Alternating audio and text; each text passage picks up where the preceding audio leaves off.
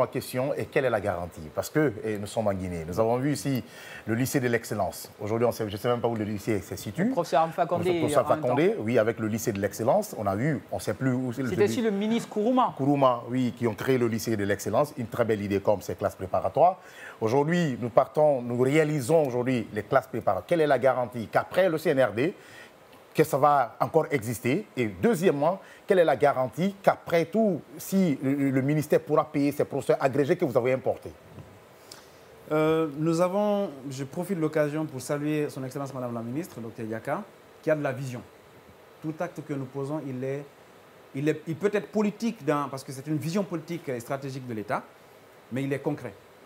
Nous avons un budget au ministère de l'Enseignement supérieur et les classes préparatoires disposent d'un budget qui leur permettent, n'est-ce pas, de dérouler le programme. Et je vous informe que créer les classes préparatoires découle d'une vision politique. Un État ou un gouvernement peut venir décider après de l'arrêter de le stopper lorsqu'il estime que les objectifs peut-être sont atteints ou que le projet il est ce qu'il est. Mais nous pensons que tel que nous avons travaillé dans les procédures, dans la durée et dans la vision, c'est un projet qui existait et nous avons estimé que c'est un projet qu'il faut aller jusqu'au bout. C'est cette instruction que nous avons eue et c'est sur cela que nous avons travaillé. Et nous avons réussi c'est historique pour la Guinée, nous avons réussi donc à ouvrir la première promotion. Nous sommes certains que tout gouvernant qui viendra sait que nous avons les classes préparatoires comme un outil de développement national durable qui pourrait, dans les 10-15 prochaines années, être vraiment le levier de développement national. D'accord. Reposez-vous des questions, c'est hyper intéressant.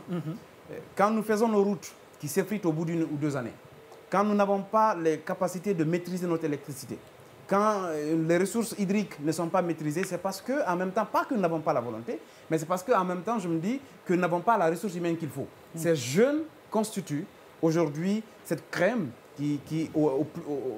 en plus des autres qui vont à l'international, qui vont être outillés, formés et qui reviendront servir la nation. D'accord. On avait parlé chiffres tout à l'heure. On va s'intéresser, vous avez dit que vous êtes très transparent sur la question. On va s'intéresser à présent au budget. Combien tout cela a coûté? Les préparatifs, l'installation de ces écoles préparatoires, l'organisation, l'ossature, tout ça, combien? C'est estimé à combien?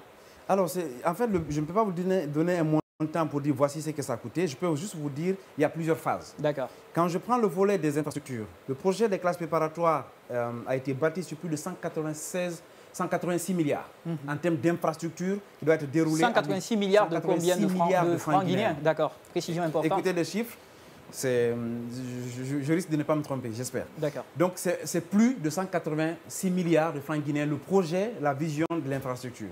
C'est ce budget que l'État n'a pas, de façon immédiate. Vous avez pioché justement les fonds. L'État nous donne, en fait, quand vous avez un budget, c'est votre vision, c'est votre schéma, c'est votre projet d'infrastructure, mais en fonction également... Pour les 2 ans, c'est de ça que je veux. Exactement, c'est très pertinent. En fait, nous sommes partis sur Sebori, c'est à 12 km. Et nous devions bâtir l'infrastructure depuis le mois de mars. Mais tel que nous voulons être le plus transparent possible, il fallait respecter toutes les procédures de passation de marché qui prennent leur temps. Nous travaillons, il y a le marché public, il y a le contrôle des marchés, etc., etc. Donc toutes les entités concernées, nous n'avons réussi qu'à finaliser les contrats de construction que le mois de mai. On a commencé exactement le 22, donc en fin mai. Okay. Donc pour des contrats de 6 mois. Donc 6 mois, ça finit pratiquement en décembre.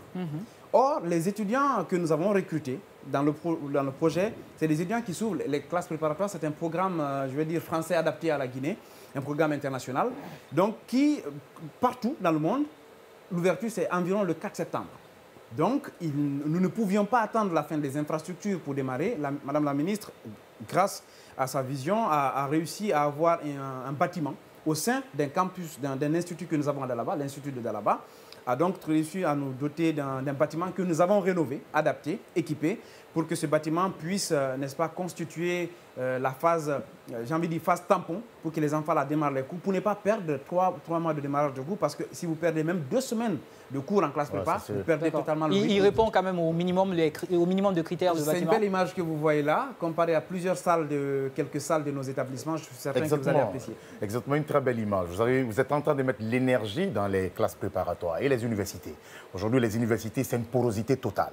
Vous avez mis plus de des centaines de milliards dans cette école. Peut-être c'est pour faire la promotion de Madame la ministre. Mais il y a les universités où il y a beaucoup d'étudiants qui sont entassés l'un sur l'autre. Vous nous présentez une très belle image. Quelle est l'image des universités où les enfants se plaignent?